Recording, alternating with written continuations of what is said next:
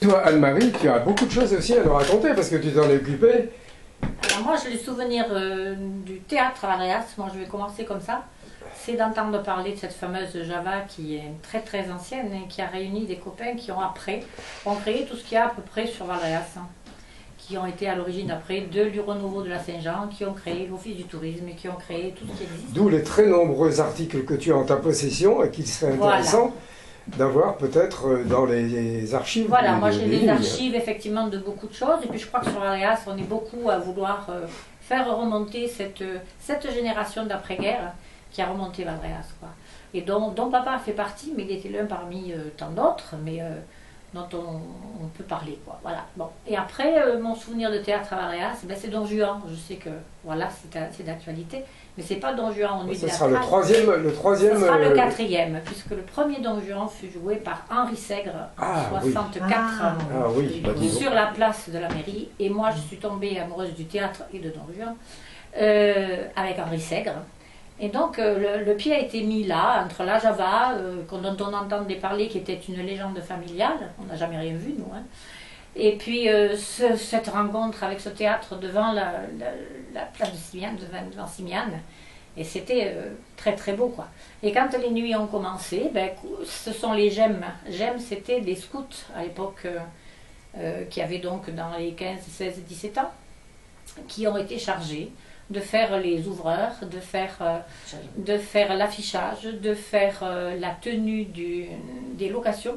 Et ces scouts, c'était quand même des jeunes gens de Valréas. Alors c'était toute la jeunesse de Valréas. Et tu te souviens de certains noms ben, c'est simple, il y avait tous les gemmes. Vous parlez des Arnaud, des Rosé, des Coste, des Niel, de Maurice Mathieu aussi, après qui a perduré longtemps, Tesser, je sais pas, Culti, Niel, on était, je sais pas, on devait être à peu près une trentaine, Claudie Lafont, Kiki Lafont, qui c'est qu'il y avait, on était hyper nombreux, Christian Arsac, Loulou Pouzol, Jo Bernard, je veux dire, tous les gemmes, tout ce qui était le Petit Jean, tout ce qui était le scoutisme, on était tous embringués là-dedans, qui était d'ailleurs la suite des éclaireurs de la génération précédente, il faut préciser, c'est toujours aussi une continuité.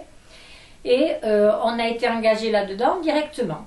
Et notre premier spectacle, c'était sûrement, je crois, il y a eu la Mégère apprivoisée qui nous a beaucoup frappé. Il y avait la maison de Bernarda, effectivement, moi, qui est restée très imprégnée à Piévoria. C'était, il y a eu Chapeau de Pagé d'Italie, il y a eu les chaises de l'UNESCO, il y a eu la savetière prodigieuse, il y a eu la locandière, il y a eu Grandeur et misère du Troisième Reich, il y a eu, on jouait en plus de ça devant, à la place Gutenberg.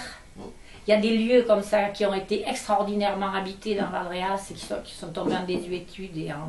Bon, la place Gutenberg, moi j'aurais une anecdote à raconter, que je raconterai aussi, avec Benoît Godin, notre cher Benoît Godin, qui un jour, qui a voulu, c'est lui qui a arrêté le spectacle sur la place Gutenberg.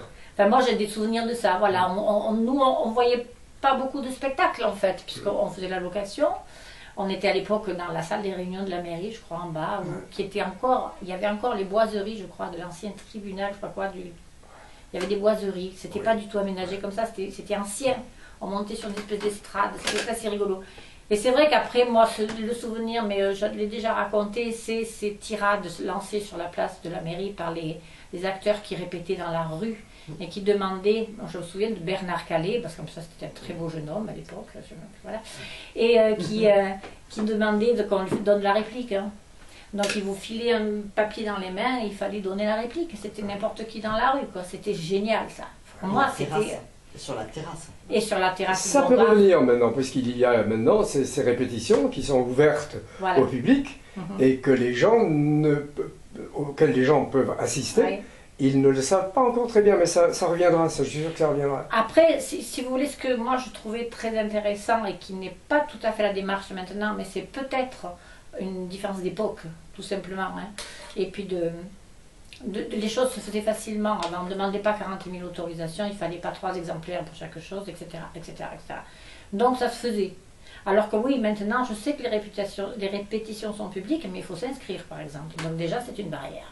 Alors que là, la répétition, c'était sur la place, vous passiez avec votre cabas avec les céleris qui sortaient, et on vous filait un papier dans les mains, on dit, madame, je cherche quelqu'un pour faire Roxane. Ah ouais, bon, eh ben, on vous disait oui ou non, mais c'était rigolo, quoi. Après, je me rappelle ce Mégère apprivoisé avec, comment il s'appelait cet acteur qui a disparu après, qui ressemblait à Bernard Noël. Enfin bon, voilà, voilà.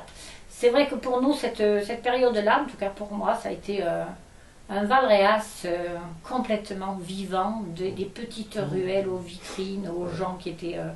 Il y avait des rouspéteurs, il ne faut pas croire que tout était rose. Ça, c'est pas vrai. Ne donnons pas de nom, mais je sais qu'il y avait des voisins qui n'appréciaient pas tellement les répétitions nocturnes et bruyantes. Tout à fait. Et moi, les troisièmes mi-temps. Voilà. Et les troisièmes à mi-temps, parce qu'il y a quand même pas mal, c'est vrai aussi, de petits fours autour de... Voilà. Et c'était festif, évidemment. Et puis, il y avait aussi... ce que j'allais rajouter, c'est que par rapport à maintenant... il y avait toute cette jeunesse qui n'est pas à Valréas actuellement, mais qui va revenir avec le lycée, on va espérer. Ouais. Parce que c'était ça aussi le moteur, c'était que c'était toute une population qui tournait autour d'une vie, et que le théâtre a perduré 50 ans, et au moment où il repart avec un élan nouveau, et parce que c'est sûr que ça marche en ce moment, que c'est bien, et qu'on a tout l'avenir, il y a un lycée qui revient. Donc on peut espérer que les clubs de théâtre vont foisonner à nouveau, que les jeunes vont rester à Valréas et s'impliquer, qu'ils vont venir bénévoles aux nuits de l'enclave, qu'ils vont remonter toutes les associations, et que Valréas va repartir, si ce n'est économiquement, au moins culturellement. Et comme la culture devient un peu une économie, eh bien, on n'a plus qu'à y aller, quoi. C'est bon.